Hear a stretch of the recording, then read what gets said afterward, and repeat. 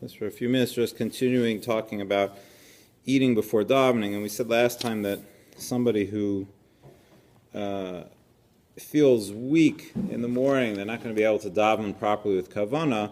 So then there's a leniency already. Shulchan Aruch says that a person can eat in such a situation. A person's not supposed to have a whole big meal or have a whole, you have to have enough that you'll feel like you could be able to daven. And we said the person has to know themselves and be honest with themselves. Do I need this? Do I not need this? A lot of people need a little something to eat beyond what they're drinking, beyond the coffee or whatever. Should just mention that a lot of the poskim say that, we talked about is this a Torah law or a rabbinic law? It seems to be, most say this is a rabbinic law. All of davening is rabbinic. So, but at least on a Torah level, some say, well, you should try to make sure to say Shema first. I mean, before you eat, say the Shema, at least the first paragraph of Shema, and have in mind that I'm fulfilling my Torah obligation, because there's a Torah obligation for sure, to say Shema in the morning and in the evening. So in the morning, before before you're going to eat, go ahead and say the Shema, and have in mind fulfilling the mitzvah of Kriya Shema by reading right now. And others say you should say Birchas HaTorah also, should do that before. Then at least you've done a little bit of davening already, so then you're going to go and eat. So it mitigates the fact that you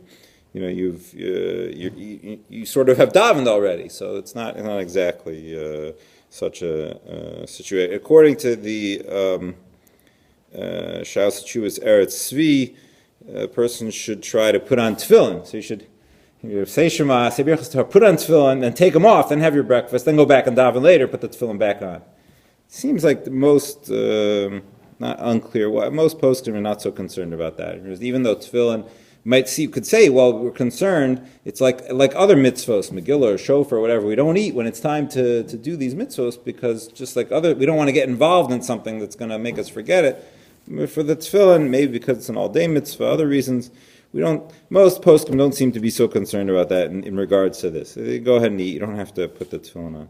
The Bir Halacha brings also something else, that if the person is eating in order they should have strength, they should be able to focus on the davening. That's what we're talking about. But if the person needs to eat something because in order to strengthen themselves to make it to shul, that they actually have to go to, if they could stay at home and daven so that they don't need to eat.